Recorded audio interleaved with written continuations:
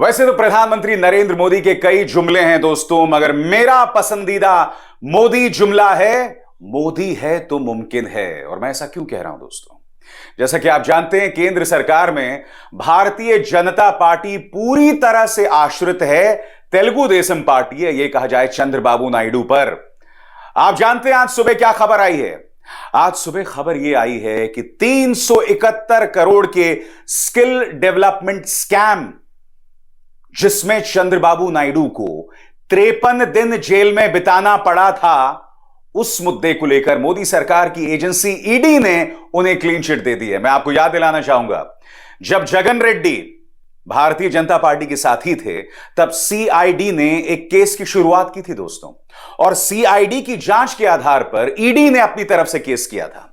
नतीजा, चंद्रबाबू नायडू करीब 53 दिनों तक जेल में रहे थे।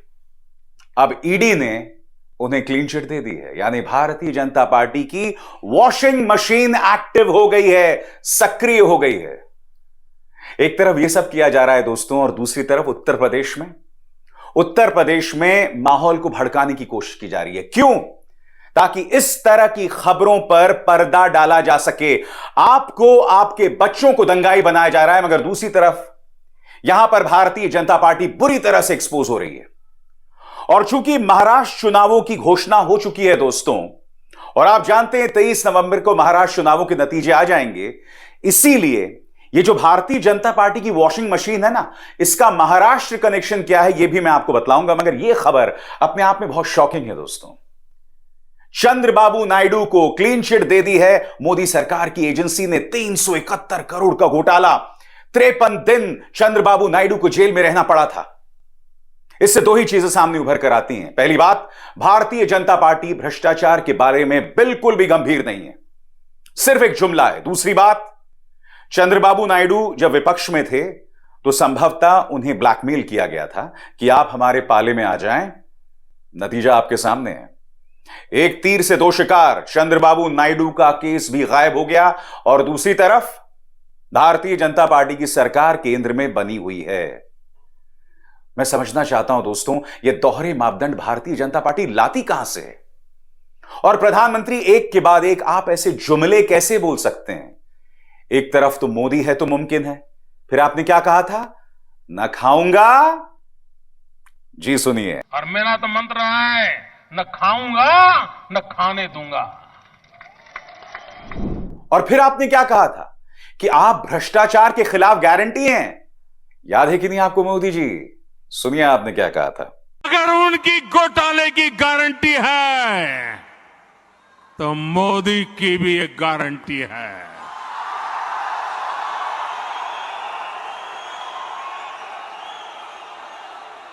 और मेरी गारंटी है, हर घोटालेबाज पर कार्रवाई की गारंटी। तो दोस्तों, ये जो मामला है, जैसे मैंने बताया, 371 करोड़ का घोटाला, और 53 दिन तक वो जेल में रहे थे। जाहिर सी बात है दोस्तों, इस मुद्दे पर कांग्रेस उग्र है। कांग्रेस की प्रवक्ता सुप्रिया सुनीत का बयान आपके स्क्रीन पर। याद होगा, सितंबर 2023 में चंद्रबाबू नायडू जेल गए थे। अब ईडी ने उसी स्किल डेवलपमेंट कॉर्पोरेशन से जुड़े घोटाले में उन्हें क्लीन चिट दे दी है। यह जादू इसलिए हुआ है क्योंकि वो मोदी की वॉशिंग मशीन में धुल गए। नरेंद्र मोदी का विरोध करो तो भ्रष्टाचारी, उनके साथ आ जाओ तो केस खत्म। सुप्रिया सुनीत कहते हैं, प्रधानमंत्री नरेंद्र मोदी आप ढोंगी हैं। और मैं आपसे कुछ और चेहरों से आपका परिचय कराना चाहता हूं, क्योंकि महाराष्ट्र को लेकर चुनावों की घोषणा हो गई है। अजीत पवार, अशोक चव्हाण, नारायण राणे, छगन भुजबल, ढेरों नाम है दोस्तों। प्रफुल्ल पटेल, एक के बाद एक कई नाम, सब भ्रष्टाचार के आरोपों से घिरे हुए ये भारतीय जनता पार्टी में छलांग लगाते हैं, सारे मामले गायब हो जाते हैं। सबसे पहले मैं आपको बतलाना चाहूंगा दोस्तों, अजीत पवार का मामला, क्योंकि मैं आपको याद दिलाना चाहूंगा कि अजीत पवार के मामले में आपको याद होगा, प्रधानमंत्री नरेंद्र मोदी ने मंच पर खड़े होकर कहा था कि ये जो पॉलिटिकल पार्टी है, इसमें हजारों करोड़ के घोटाले हैं। मगर मैं आपको याद दिलाना चाहूंगा कि लोकसभा चुनावों से पहले क्या हुआ था। आपके सामने खबर, अजीत पवार की पत्नी सुनेत्रा को बड़ी राहत, 25,000 करोड़ के बैंक घोटाले में मिली क्लीन चिट। महाराष्ट्र के deputy chief minister Ajit Pawar की पत्नी सुनेत्रा पवार को महाराष्ट्र पुलिस की आर्थिक अपराध शाखा की ओर से बड़ी राहत मिली है। ईओडब्ल्यू ने कथित 25,000 करोड़ के एमएससीबी बैंक घोटाले मामले में सुनेत्रा को क्लीन चिट दे दी है। आपको याद है दोस्तों, प्रधानमंत्री नरेंद्र मोदी ने पवार फैमिली के बारे में क्या कहा था? याद है कि भूल गए? प्रधानमंत्री, कहीं आप तो नहीं भूल गए आपने क्या कहा था अजीत पवार के बारे में और पूरी पवार परिवार के बारे में? याद दिलाता हूं, प्रधानमंत्री नरेंद्र मोदी की बुलंद आवाज में सुनिए क्या कहा था अजीत पवार और उनकी पूरी फैमिली के बारे में। अगर मैं एनसीपी की बात करूं तो एनसीपी पर भी करीब करीब 70,000 करोड़ रुपए के घोटालों का आरोप है। महाराष्ट्र स्टेट कोऑपरेटिव बैंक घोटाला, महाराष्ट्र सिंचाई घोटाला, अवैध खनन घोटाला, इनकी लिस्ट भी बहुत लंबी है। दोस्तों, जिस बात को लेकर यहां प्रधानमंत्री नरेंद्र मोदी अजीत पवार को गरिया रहे हैं, वो मामला क्या था जिसको लेकर अजीत पवार को क्लीन चिट मिल गई जब से वो बीजेपी की गोद में आके बैठे? वो मामला क्या है आपकी स्क्रीन पर? महाराष्ट्र के deputy chief minister Ajit Pawar की पत्नी सुनेत्रा पवार को महाराष्ट्र पुलिस की आर्थिक अपराध शाखा की ओर से बड़ी राहत मिली है। ईओडब्ल्यू ने कथित 25,000 करोड़ रुपए के एमएससीबी बैंक घोटाले मामले में सुनेत्रा को क्लीन चिट दे दी है। और जाहिर सी बात है दोस्तों, इसकी निंदा उस वक्त जो है उद्धव सेना ने की थी। और मुद्दा सिर्फ यहां पर अजीत पवार का नहीं है, क्योंकि कार्यक्रम की शुरुआत मैंने ताजा घटनाक्रम से की थी। चंद्रबाबू नायडू को क्लीन चिट, वो चंद्रबाबू नायडू जिनके समर्थन पर टिकी हुई है भारतीय जनता पार्टी केंद्र में, वो चंद्रबाबू नायडू जो 53 दिन जेल में थे। अब ये दूसरा मामला देखिए, प्रफुल्ल पटेल। इन पर आरोप बहुत गंभीर थे दोस्तों। इन पर तो आरोप थे कि अंडरवर्ल्ड के सरगना इकबाल मिर्ची के साथ इनके संबंध हैं। याद है आपको, इनके दफ्तर के 4 मालों को मोदी सरकार की एजेंसी ईडी ने सील कर दिया था। मगर फिर रहस्यमय ट्राइब्यूनल का फैसला आता है। आपकी स्क्रीन पर इंडिया टुडे की खबर, tribunal quashes attachment of Praful Patel's Mumbai property in DHFL Mirchi case. Iqbal Mirchi और डीएचएफएल मामले में ट्राइब्यूनल ने फैसले को पलट दिया। और दिलचस्प बात यह है, जब ट्राइब्यूनल ने फैसले को पलटा तो ईडी ने इसे आगे चुनौती नहीं दी। अरे भाई बताइए, भारतीय जनता पार्टी तो कितना करारा प्रहार करती थी प्रफुल्ल पटेल पर। क्या क्या नहीं कहते थे आप लोग, क्या क्या नहीं कहते थे आप इनके बारे में। और अब जब ट्राइब्यूनल ने फैसला पलटा तो ईडी ने इसे चुनौती ही नहीं दी। अशोक चव्हाण भारतीय जनता पार्टी में। अब दिलचस्प बात यह है कि इनको राज्यसभा भेजा गया है। मैं आपको पुराना बयान सुनाना चाहता हूं, क्योंकि इनका नाम आदर्श हाउसिंग घोटाले में आया था। याद कीजिएगा दोस्तों, प्रधानमंत्री नरेंद्र मोदी और देवेंद्र फडणवीस ने किस तरह से महाराष्ट्र की चुनावी सभा में महाराष्ट्र की जनता को याद दिलाया था, क्या क्या नहीं कहा था। सुनिए। यहां महाराष्ट्र में इन लोगों ने किस तरह एक आदर्श सोसाइटी बनाने की कोशिश की थी, शहीदों के परिवार को धोखा दिया था। इससे तो नांदेड़ और पूरा भारत भली भांति परिचित है। आप जानते हैं ना वो कौन है, पता है? अशोकराव चव्हाणांना इतके वेळा मंत्री बनवलं, मुख्यमंत्री बनवलं, इतके वेळा संधी दिली, पण मला सांगा, या नांदेड शहराचा चेहरा आणि या नांदेड जिल्ह्याचा चेहरा ते बदलवू शकले का? या ठिकाणी विकास करू शकले का? बंधू भगिनींनो, ते याकरता विकास करू शकत नाही। याचं कारण तुम्ही बघा, ते लीडर नाही आहेत। अशोकराव लीडर नाही आहेत, अशोकराव डीलर आहेत। तुम्ही बघा, रॉकेल पासनं तर पेट्रोल पंपापर्यंत डीलरशिप कोणाची, मोटरसायकल पासनं मोटर गाडीपर्यंत डीलरशिप कोणाची, सगळी डीलरशिप त्यांची। हे डीलर आहेत, हे लीडर नाही आहेत। या नांदेड। तो आप देख रहे हैं दोस्तों क्या क्या हो रहा है। चंद्रबाबू नायडू, अजीत पवार, प्रफुल्ल पटेल, अशोक चव्हाण, छगन भुजबल, नारायण राणे, पूरी लंबी चौड़ी फेहरिस्त है। भारतीय जनता पार्टी में शामिल हो जाओ, वॉशिंग मशीन आपको धो देगा। और आपको क्या किया जा रहा है? आपको दंगा और नफरत में जो है दफन करके रखा जा रहा है। उत्तर प्रदेश में क्या हो रहा है दोस्तों, पिछले कुछ दिनों से आप जानते हैं, बहराइच में एक टकराव हुआ जिसमें गोपाल मिश्र एक छत पर चढ़ता है, वहां पर इस्लामिक झंडे को हटाता है, भगवा फहराता है और उसके 25 मिनट बाद उसे चाकुओं से गोदकर मौत के घाट उतार दिया जाता है। आरोप मुसलमानों पर लगता है। खबर यह आई कि इस धार्मिक जुलूस से पहले वहां पर आपत्तिजनक डीजे के गाने चलाए जा रहे थे। गोपाल मिश्रा की मौत हो गई है। वो गोपाल मिश्रा जो इसी नफरती राजनीति में बहकर शायद ये सब कर रहा होगा। बाराबंकी की ये वीडियो को देखिए दोस्तों, ये वीडियो तो मैं आपको सुना भी नहीं सकता हूं। एक मस्जिद के सामने डीजे चल रहा है और इसमें मां की गाली दी जा रही है। वो मां की गाली क्या है मैं आपको सुना भी नहीं सकता हूं दोस्तों। यानी कि दुर्गा विसर्जन की यात्रा जा रही है, मां की यात्रा जा रही है और मां की गाली दी जा रही है मस्जिद के सामने खड़े होकर, चप्पल भी फेंकी गई। यानी कि भारतीय जनता पार्टी चंद्रबाबू नायडू, अजीत पवार, अशोक चौहान, प्रफुल्ल पटेल सबको क्लीन चिट देगी। उनके बच्चे विदेशों में पढ़ते हैं। अनुराग ठाकुर, उनका एक वाहियात प्रवक्ता है अजय आलोक। अजय आलोक के बच्चे तो अमेरिकी नागरिक हैं, मगर वो रोज प्राइम टाइम में नफरत उगलता रहता है। रवि किशन, उनकी बेटी भी विदेशों में पढ़ती हैं। शिवराज सिंह चौहान, उनके बेटे ने भी विदेश से शिक्षा ली है। निशिकांत दुबे, उनके बेटे ने न सिर्फ विदेश से शिक्षा ली बल्कि विदेशों में अब वो नौकरी भी कर रहा है। और आपके केस में, आपकी नसों में मीडिया के सहारे इतना जहर भरा जा रहा है जिसकी मिसाल हम बहराइच और बाराबंकी में देख रहे हैं। मैं जानता हूं आपके जहन में क्या सवाल होगा कि मुसलमानों ने पत्थर मारा या मुसलमानों ने कोई टिप्पणी की। गलत बात है, नहीं होना चाहिए और उन्हें सजा मिलेगी। मगर मैं आपसे पूछना चाहता हूं, आप मां की यात्रा निकाल रहे हो भाई, वहां पर मां की गाली क्यों दे रहे हो, चाहे वो किसी और को दे रहे हो। अगर आपके घर में एक धार्मिक आयोजन है, आपके घर के अंदर एक धार्मिक आयोजन है, ठीक है, नवरात्रि संपन्न हुए, आपके कई अनुष्ठान होंगे, तो क्या आप अपने घर के अंदर जो धार्मिक समारोह कर रहे हैं उसके अंदर मां बहन की गालियां देंगे? नहीं देंगे ना।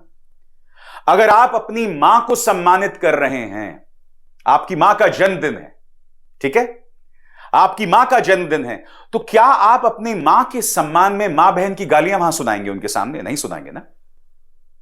तो सिर्फ इसलिए कि मस्जिद पर निशाना साधना है, इसलिए वहां पर मां की गालियों वाले डीजे के गाने बजाए गए। इसमें नुकसान किसका है बताइए? इसमें कौन बदनाम हो रहा है? इस पूरे खेल को समझिए दोस्तों। भारतीय जनता पार्टी के नेता के जो बच्चे हैं वो विदेशों में पढ़ रहे हैं, उनके बच्चे कभी दंगाई नहीं बनेंगे, उनके बच्चे कभी प्रदर्शन में नहीं शामिल होंगे। गोपाल मिश्र ने अपनी जान गंवा दी, 22 साल का युवा दोस्तों, चंद महीनों पहले उसकी शादी हुई थी। 22 साल का युवा, जान चली गई उसकी, और उनके बच्चे विदेशों में पढ़ते हैं। और भारतीय जनता पार्टी करप्शन पर देखिए किस तरह से पर्दा डालती है। सीधा सा सवाल है, मैं आपसे पूछ रहा हूं, सवाल का जवाब दीजिए। क्या आपने पूछा है भारतीय जनता पार्टी से कि क्यों क्लीन चिट देते हैं आप उन तमाम नेताओं को जो आपके पाले में शामिल हो जाते हैं? फिर कहां गया वो भ्रष्टाचार को लेकर नारा? ना खाऊंगा ना खाने दूंगा, भ्रष्टाचार के खिलाफ गारंटी, ढेरों परियोजनाएं। माधवीपुरी बुच के अडानी ग्रुप से लिंक्स हैं। माधवीपुरी बुच सेबी की प्रमुख हैं, साफ तौर पर कॉन्फ्लिक्ट ऑफ इंटरेस्ट। एक संसदीय समिति इसकी जांच कर रही होती है। माधवीपुरी बुच को बुलाया जाता है पूछताछ के लिए। आप जानते हैं उनके बुलौए का विरोध कौन करता है?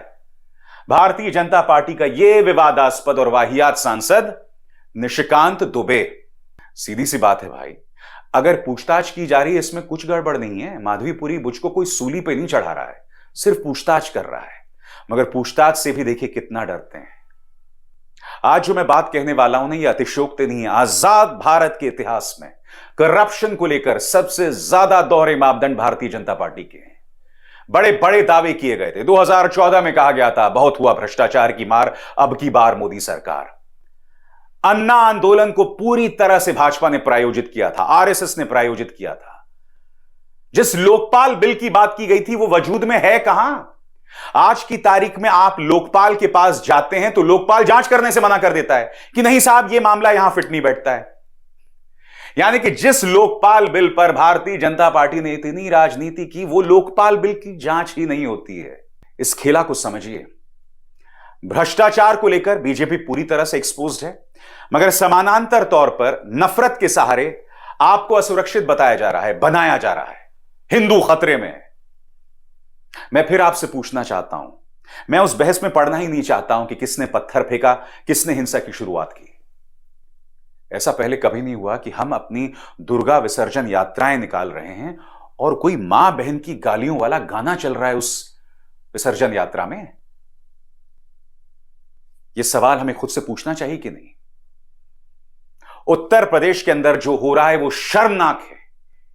यति नरसिंहानंद सरस्वती ने हजरत मोहम्मद साहब के बारे में आपत्तिजनक बयान दिया, दंगे जैसे माहौल हो गए। एक के बाद एक इस तरह की खबरें आ रही हैं। छत्तीसगढ़ में भी अराजकता फैली हुई है। वहां पर एक मुस्लिम पुलिस ऑफिसर्स की पत्नी और बेटी को मौत के घाट उतार दिया गया। लगातार इस तरह की खबरें आ रही हैं। मैं आपसे पूछना चाहता हूं, इसे मीडिया जंगलराज क्यों नहीं कहता? सुप्रिया सुनेत ने इस मुद्दे को लेकर करारा हमला किया है। सुनिए वो क्या कह रही हैं। महाराष्ट्र से लेकर उत्तर प्रदेश और छत्तीसगढ़ कानून व्यवस्था पूरी तरह से दम तोड़ चुकी है। ये जंगल राज नहीं तो और क्या है। लेकिन सबसे बड़ा सवाल यह है कि इस नफरत की आग को भड़का कौन रहा है और क्यों भड़का रहा है। सवाल यह भी है कि सांप्रदायिकता की बलिवेदी जो हमारे बच्चे चढ़ रहे हैं, जो कुर्बान हो रहे हैं, उनकी मौत का जिम्मेदार कौन है? क्या पुलिस और प्रशासन इतना निकम्मा, इतना नपुंसक हो चुका है कि उनकी नाक के नीचे हत्या और हिंसा भड़काई जा रही है और वो हाथ पर हाथ धरे बैठे, या असल में पुलिस और प्रशासन सत्ताधीशों के निर्देश पर इसको अपनी स्वीकृति दे रहे हैं?